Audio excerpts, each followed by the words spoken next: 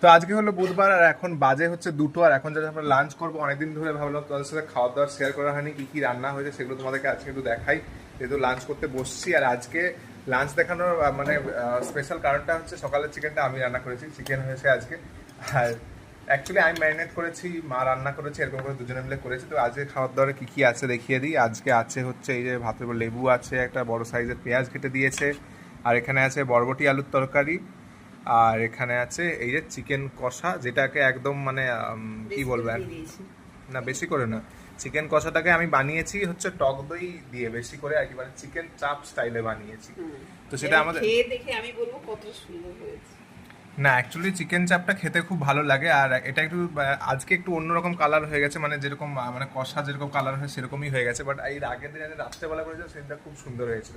সেটা পুরো একদম মানে একদম চাপের মতোই হয়েছিল, এবং দইগুলো উপরে ভেসেছিল, খুব সুন্দর লাগছিল।